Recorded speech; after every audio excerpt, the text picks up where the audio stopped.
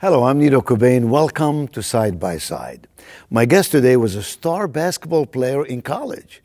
After she graduated, she embarked on a professional journey sparked by a dinner table conversation she had with her parents. She grew up in Cleveland. She became a medical doctor, a health equity champion, and a leader who soon will be in charge of an institution responsible for training more medical professionals than anywhere else in North Carolina.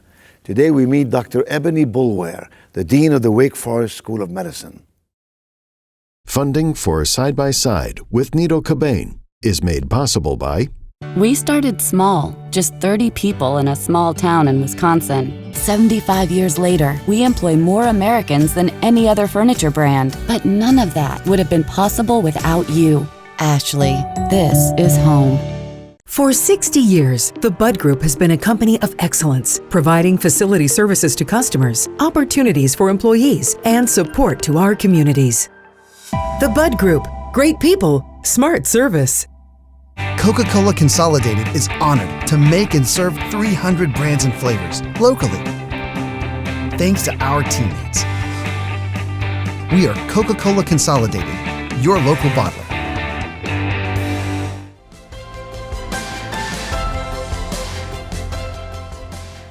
Dr. Boulware, welcome to Side by Side. You are the important person, the Dean of the Wake Forest University School of Medicine. That's quite a position. But let's be clear on this. You were a star basketball player in college. You gotta take me on this journey. How did your interest in field hockey and basketball, you ended up being in such an important medical position? Tell us, please, how did that happen? You should have been in WNBA. You should have been playing somewhere around the world. Thank you so much for having me. It's really an honor to be here. And I will say about young people joining sports, sports is a great way to learn about teamwork, partnership, leadership. And I've always been driven to be a part of a team, always been driven to win and to be a part of excellence. And I think those core values are what also led me to become a leader in medicine. And you went undergrad at Vassar College. At Vassar College, you majored in English? Yes. Is that unusual, English majors to go into medicine? I think at the time it was a little bit more unusual. Versus biology, for example. Yes, I think many people, especially when I was entering medical school, were focused on the sciences as their majors. And I was an English major, and but I grew up in a family of two doctors, so I had some confidence about just taking the pre-medicine courses. Yes. But I found that being an English major and in liberal arts was very it informed how I work with people and how I think about things, and so it's been very beneficial, especially as I think about the research career that I've had and thinking about important problems and how to articulate those and how to communicate with people. Yeah, for sure. And you need those skills more than ever in your position today, running a complex organization as a school of medicine. You went to Duke University. Yes, I did, for medical school. Medical school. And you're an internal medicine? General internal medicine. Is that the way you say it? Mm-hmm. General internal medicine. Yes. Well, which means what, basically? You handle everything? Basically, doctor for adults. You know, you come in, you need primary care. We focus on adults and adult medical problems primarily. And then your first position was at Johns Hopkins? Yeah, I did my training at University of Maryland. That's where I learned my clinical training. And then I went to Johns Hopkins for a research fellowship where I learned how to study the practice of medicine. Mm-hmm. And then stayed there doing that fellowship for 3 years and then went on faculty there for about 12 years. And you came from there to Wake Forest? I came from Johns Hopkins to Duke. So I was at Johns Hopkins for the first decade of my career or so, then the second decade of my career at Duke, and then to Wake Forest University School of Medicine. And you were in Duke, you were a professor at Duke, or you were practicing in? I was a professor. I was the director of the Division of General Internal Medicine at Duke, and I was the director of the Clinical and Translational Science Institute, where we focused on taking discoveries from the laboratory into the community. Mm-hmm. And when you came to Wake Forest, did you make that transition immediately to the dean, or were you a professor at Wake Forest? Straight to the dean. Yeah. Yeah. That's quite an accomplishment. Congratulations to you. Do you still play any basketball? A little bit, Few hoops, a few little hoops here bit. and there? I have a 17 and 18-year-old children, and I still tried to get out there until Yes? recently. Yes. You're like the coach or the trainer, or Still- both? More coaching than actually playing. Let's put it that way. Yeah. Well, let's talk about medicine for just a moment. You guys have expanded into Charlotte. Yes. Because of some of the M&A activity that's happened with Wake Forest. What is it that Wake Forest School of Medicine is doing in Charlotte? Well, I don't know if you know that, but Charlotte is one of the largest cities in the United States that hasn't had a four-year medical school. So we are thrilled to come to Charlotte and expand our programs there. We're building out a full medical school with the full 4 years of education. We're also building our research programs there, enhancing our faculty. So we're really focused on the full spectrum of activities for medical education and research. And you already have the hospitals because of Advocate Health and all of that. Absolutely. So you have those facilities in place. How does that affect you? I mean, you're going to be going. You live in Winston-Salem, right? I live in Chapel Hill. Oh, you live in Still Chapel haven't Hill. moved yet. Yeah. Yeah. So you grew up in Cleveland. You went to Vassar. You went to Duke. Then you went back to Maryland. Then you went Johns Hopkins. And you went back to Duke. Then you gave up basketball and you got into medicine. This is the life of You an got to write a academic. book. Yes. You got to write a book. I'll buy the first copy of that book.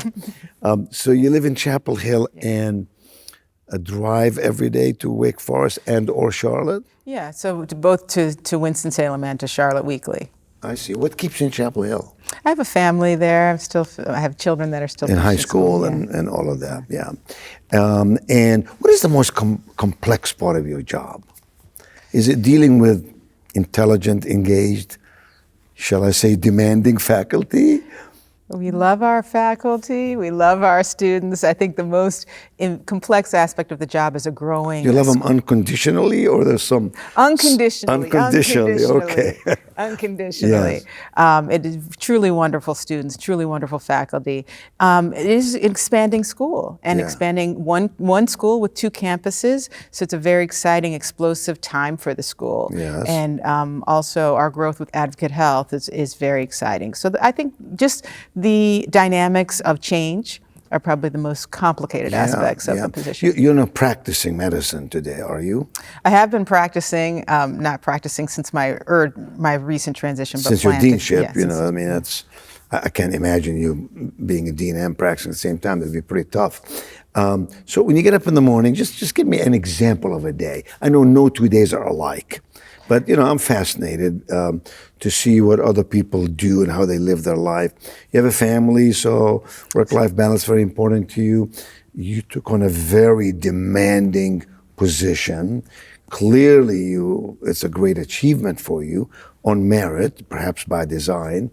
And what does it look like? You get up in the morning and what? I get up in the morning. I go for a Check run. 600 emails? I try not to check my email as soon as I wake up. I go for a run for an hour. I meditate. You run for an hour? Yes, I do. Every morning? Yes, I do. I meditate. You're running away from something? Or? Just running towards Running towards good health and better health. Good health. Meditate every morning, 20 minutes. Get up, make breakfast for my son. Get into the car, get started on emails, do some meetings, meet with several people, do planning for the school, a lot of strategic planning, a lot of problem solving. A lot of meetings. A lot of meetings, go out and meet with folks in the community, talk to our alumni, meet with boards, meet with department chairs, faculty, students. So it's actually a very exciting position with a lot of variety. Yeah.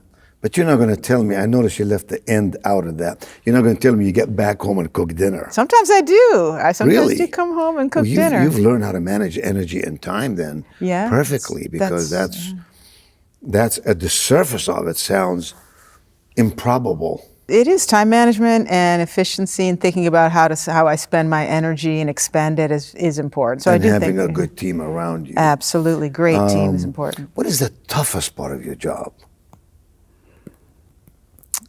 It's Not necessarily the most complex, but the toughest. Is it dealing with people issues? Is it finding resources? Is it fundraising? Is it regulatory matters? I would say that the most challenging part is having the vision and getting everybody into that vision. So we have a big vision to be the best academic learning health system in the nation through our education and our discovery and our innovation.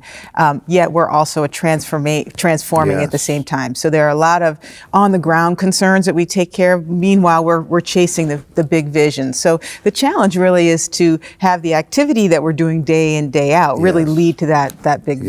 Yes. Your president of the university is also an MD, yes? No? She's a PhD. She's a PhD, okay.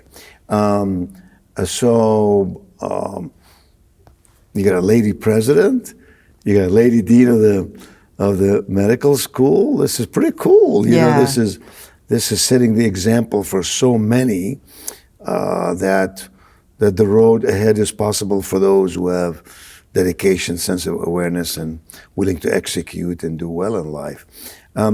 What is you have two children? Did you say? Yes. A boy and a girl. Boy and a girl. Yeah. Are they both going to follow in mom's footsteps? I don't think either one of them is going to follow in mom's footsteps. That's because they don't want to run an hour in the morning and do 20 minutes of meditation. That's interesting. They have their own. So third generation is not following up. Yeah, not first necessarily. And second. Exactly. Yeah, that's interesting. So, what did you find uniquely different about we'll talk about Winston-Salem campus for a minute, because that's the sort of the mother hen, versus, let's say, your presence at Duke. Did you find differences in the communities, in the cities, in the culture, in the strategic direction, and administrative viewpoints? You pick whatever you want. Both are wonderful. I'll say about Winston-Salem, it's a wonderful, growing area. There's a tremendous investment in innovation.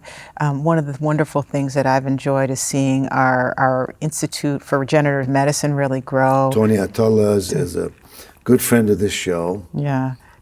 Was awarded $150 million for reinvestment in the area. He's an amazing guy. Yes. So that exciting explosion of work. And Don Flo is the chair of the board at the university. Yes, he is. He's an incredible leader. Yeah, so incredible leadership in Winston-Salem, which has really allowed for the institution to grow, which is why I've been so excited to join. Yeah. Why is it, two questions, why is it so difficult to get in medical school? Reputable medical school like your own, and why don't we have more medical schools? Well, we had 12,000 applications for our class last year of 140 spots. So the demand is quite high. Well, not just the demand of students who want to become MDs, the demand in communities that are devoid of the fullness of medical attention and care. Right. Well, we are seeing growth in the number of medical schools, and our second campus is a part of that growth and trying to meet the need. We are going to have a shortage of physicians, nurses, a number of healthcare professions in the next 20 to 30 years. As we all age and live longer. Absolutely. So we do have a need to grow the institutions of higher education with regard to medicine, and so we're working on that at Wake Forest. But you're part of the problem. You've created systems to allow us to live longer. Yeah, exactly. We've been too successful, it's your problem, you solve it. Yeah, exactly. It's very difficult to get in medical school. But there's an emergence of nurse practitioners and PAs now that so many medical offices are having PA. Often a person doesn't see an MD, see a PA. What troubles you about healthcare? We'll say in North Carolina, what troubles you about that? I think what's troubling is that we have the best possible health care in the world, but not everybody can get it. As in rural areas? Rural areas, racial and ethnic minorities, historically underserved areas are not getting access to the care that we have available. And why is that, Dr. Boulware? Why is that? Part of it's insurance. We don't have insurance for everybody, so not everybody can access our care. Some of it's location. We don't always are located in rural areas, for example. We have a dearth of physicians and other healthcare practitioners that are in rural areas. Part of it is people's trust in our system. Do they want to come in? It's a mixture of different factors. Yeah, absolutely. Really? I didn't think trust the system would be an issue. Yeah, trust in healthcare has always been an issue with folks getting access to care. But I wouldn't necessarily say that's the main concern. The main concerns really are our social determinants of health, whether people have the resources, access to care. Do they have resources to get to care? Do they have time to get to care? Are they do they have the support that they need? Yeah. I'm going to ask you a sensitive question. I hope you'll accept it in love and with understanding. I asked Condoleezza Rice one time this question. I interviewed her right here. And as you know, she's the youngest woman ever, to my knowledge, the only woman of color to become the provost at Stanford University. Not to mention Soviet expert and classical pianist and Secretary of State and all the rest. And I asked her this question. And how did you do it? This was my question to her. How did you do it? Now, in her case, as you know, she grew up with a family with limited resources. Her dad had to rent a piano, literally, so she can play a piano. And she achieved what appears to be the impossible, not in one realm, but in a variety of realms. How did Ebony Boulware achieve what she did? I mean, you've had a beautifully balanced and successful life. You seem to have your act together. You exude confidence and you command respect.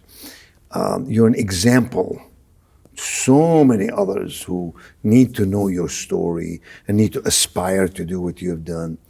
Tell me, what is your secret? I know parents were wonderful and educated, but how did they do it, and so on? Well, first, it's an honor to even be in the conversation with Dr. Rice because, standing on the shoulders of people like Dr. Rice and my parents who were early pioneers in terms of gaining professional careers and making success. In my own case, my own grandmother could not get to college because she had to clean houses. And my father was part of the first generation of my family to get an education, a college education, let alone go on to medical school.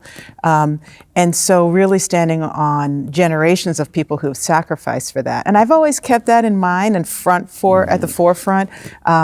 That it's very important to work hard, stay focused, and keep my goals in mind, and that's kept me aligned.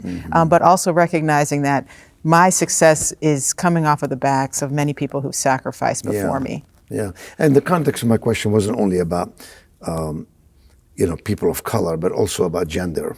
That we're seeing more and more people who are breaking, I don't want to say glass ceiling, I'd refer to it as what seemed to be the norm in our frame of reference, and going on to do unbelievable things and proving that it can be done, and therefore encouraging generations of young people that they too can be, if disciplined and focused, they can also grow. That's very interesting.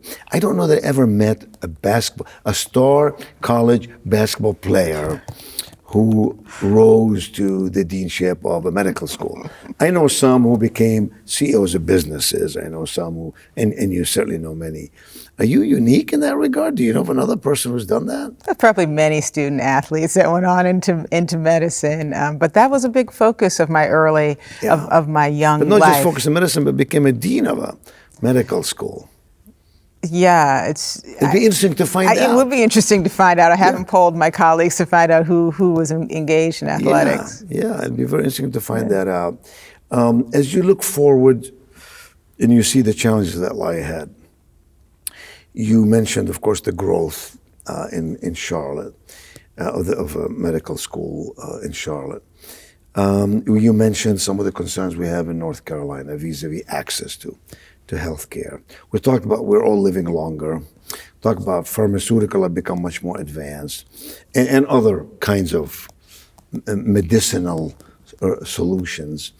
What is it that, look out 10 years for me and tell me where are we going to be as a nation vis-a-vis health care? Well, we're going to be an aging nation for sure, Yeah. and the hope. I hope so. Yes, we are. We Yeah, are I going still to got be. lots of things I want to do. Yes, we are definitely going to be an aging nation.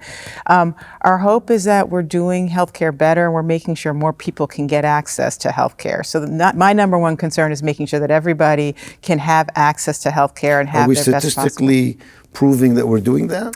We're not actually. We're heading in the wrong direction in some areas. So where we want to do this, we are improving the rates of health care insurance. So for example, North Carolina just took on Medicaid. Yes. So that's an important advance. And where we see that states have taken that on, where we have more access to health care, people do have better health outcomes. So that's an improvement. But we're not seeing the narrowing that we'd like to see, for example, in many of the disparities that we're seeing in terms of health for rural individuals or people who are racial and ethnic minorities. We're still seeing big gaps in terms of health and health outcomes. So I'd like to see in 10 years that we've made an improvement there. I think we can expect that we're going to see a lot of technological improvements. Yes. For sure. We're seeing Yes. more care being done in people's homes outside of the healthcare system and healthcare coming to where you are. So I Yes. think we're going to see a huge explosion in that and the use of things like artificial intelligence, Robotics, et cetera. et cetera. That's really explosive. So Yeah. we can expect a lot of exciting It's gonna change innovations. everything. It is going to change everything. Yeah, including medical professionals who were not necessarily trained or educated to do all that. Exactly. So we're all, think about becoming a medical student now. We're training people entirely differently, how to use technology to assist your thinking and your decision making and all the activities. So it's a really exciting time to be a medical student or a student in healthcare in general right now. Are hospitals keeping up with all of that? Yeah, absolutely. Hospitals are adopting new technologies, figuring out how to take care of more people better, faster. So it's really exciting time in medicine. So part of your important responsibility is obviously attracting the best of the best stellar faculty. The other part is retaining them, having a sustainable future. How difficult is that? How competitive is that? It's very competitive. We're fortunate at Wake Forest University School of Medicine to have an outstanding faculty, and we do everything we can to keep them with us as they're making incredible discoveries. Yeah. It is a competitive area, so we want to invest in people, make sure we're out in front and making sure that we're growing their programs. We've had a huge growth in our research funding over the last several years, and so we're very excited to be able to invest in our faculty in that way. I talk to a lot of MDs who are part of systems, and there's some discontent in I think in at least my this may be conjecture on my part, but I think it's based in fact to some degree that as the systems grow, and I'm not talking about Wake Forest necessarily, but generally, doctors are making less money, and working just as hard, and are not therefore as interested in staying on. I have a lot of buddies of mine who choosing to retire, for example, which creates even greater challenges for us. What is your observation on that, and how do we resolve some of that? So there was just an interesting study that came out last week in one of the JAMA journals looking at burnout rates and the rates at which physicians in particular take vacation and actually are on vacation when they're out of the office, and found that when physicians were working in the electronic health record or not taking vacation when they're actually out of the office, that they're much more likely to have burnout. We know we have very high rates of burnout in our profession. And so across the entire field, we're working hard on ensuring that physicians in particular, but nurses as well and others who are really on those front lines have the right types of rest and integration and professional fulfillment so that they want to stay with us, because we need this group of people. They are our heroes. If we think about COVID and the tremendous personal sacrifices folks made, it was really unbelievable. We really leaned hard on people. And so it's our responsibility to make sure people feel fulfilled in their careers. On your run this morning, you looked up to the heavens, and I'm sure you have a heart filled with gratitude for your own journey. What are you most grateful for? Grateful for the opportunity to contribute, to help people live longer lives, better lives in the most equitable ways. That's what really drives me. I'm also grateful to be able to train that next generation of leaders that are coming behind me. I spend a lot of time training folks, and that's the most gratifying component of the work that I do. Are you happy or are you bothered that your children don't want to follow in your footsteps? They're following in your footsteps, but I mean professionally. I don't know. For them personally, I want them to do what they want to do. Happy But and be I think it's passionate. really important that we continue to grow our profession. I'd be delighted if they do decide to Yeah. come into medicine, because this is a very important area where we can really make a difference. Yeah. Dr. Ebony Boulware, I'm just grateful to meet you, get to know Likewise. you. Thank you. You are certainly an impressive person. And since I'm planning to live a long time, I may need you somewhere down the line, so I got to be really nice to you. Thank you so much for being with me on Side by Thank you so Side. much for having me. It's been a pleasure.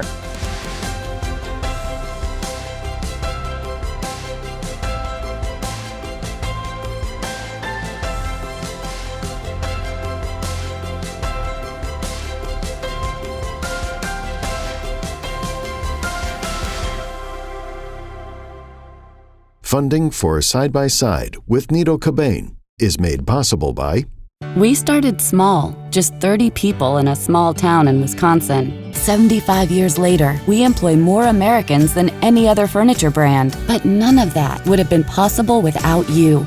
Ashley, this is home. For 60 years, the Bud Group has been a company of excellence, providing facility services to customers, opportunities for employees, and support to our communities. The Bud Group. Great people, smart service. Coca-Cola Consolidated is honored to make and serve 300 brands and flavors locally. Thanks to our teammates. We are Coca-Cola Consolidated, your local bottler.